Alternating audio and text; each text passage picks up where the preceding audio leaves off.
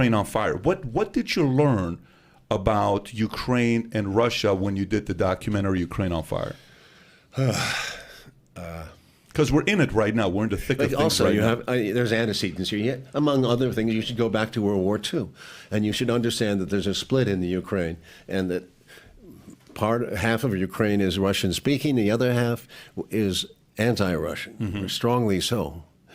Stephen Bandera and people like that were working with the Nazis. Many groups. The Ukrainians were hunting Jews in Ukraine and in Poland. There was a lot of killing going on. It was a dirty, bloody war. So much stuff happened.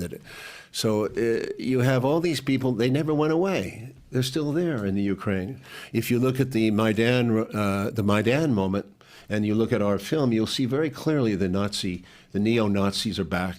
The Azov Battalion, the Aidar Battalion, the Right Sector Party, and you see them on camera, and they're very rough customers, these people. They're not about to be, they don't believe in democracy. They don't yeah, there was a lot of students and a lot of honest people at Maidan, and there was a lot of frustration with the corruption in Ukraine.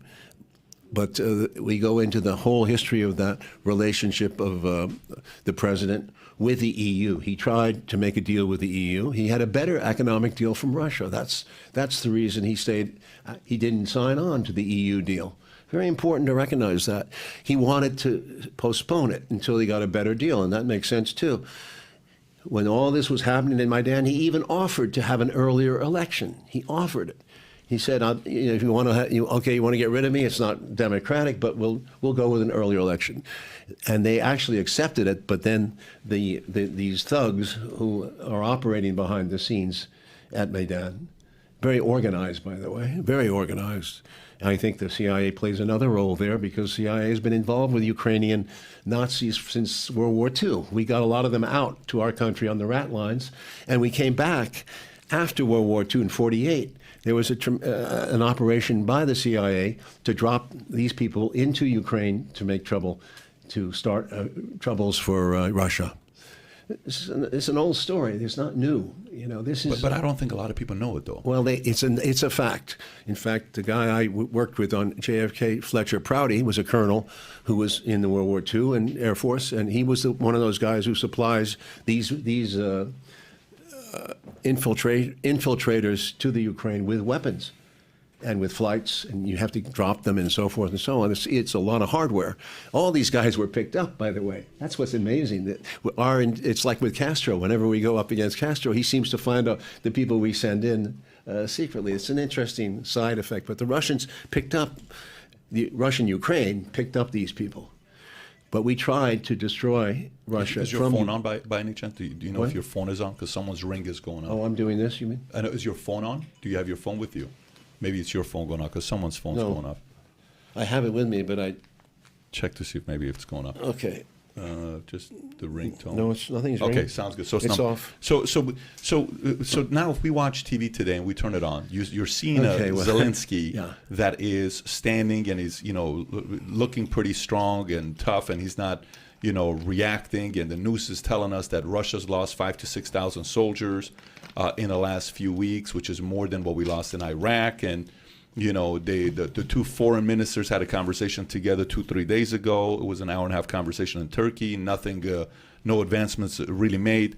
How different is Ukraine's story today versus when you did the documentary? How much has changed? Because Zelensky is not in your documentary when you did it, right? So is it night and day different story today? Are they making more progress? I did it. We did. No, it's not me who did it. The director was Igor Lapatonik, who was Ukrainian. Russian Ukrainian, and he did it. I was an interviewer and one of the producers. So these two films, Ukraine on Fire, and the other one is called Ukraine Revealed. Revealed goes into the present moment with Zelensky there.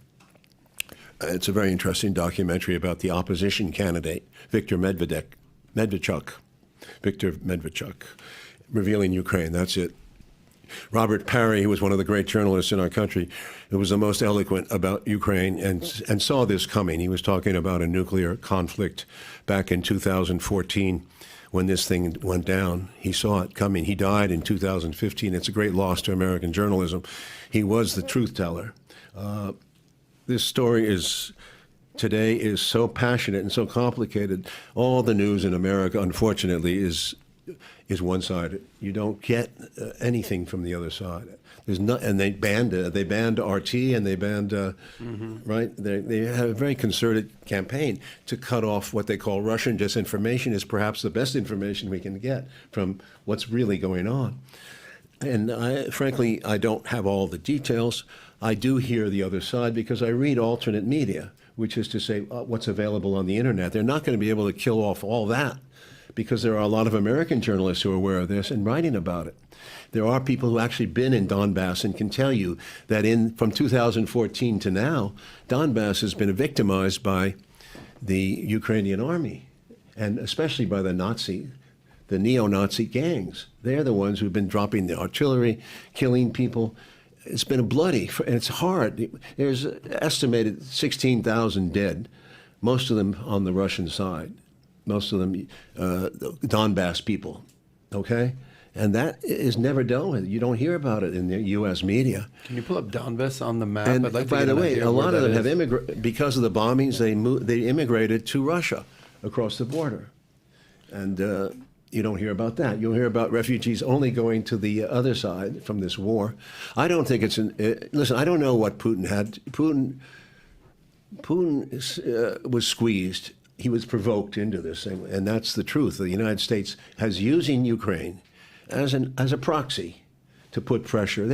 U.S. doesn't care about Ukraine. They care about Russia. This is a chance to destabilize Russia, remove the leader, regime change once again on a big way. This is a big victory for them if they can pull it off. And this was always the goal from the beginning. I don't think there's any concern about the Ukrainian people, except as a sentimental thing in the newspapers. Well, this person was killed, that person was killed. But what about the people who were killed on the other side? They never mentioned them for 5-6 years. No, more than that, 8 years. Those people were killed, too. Families were killed.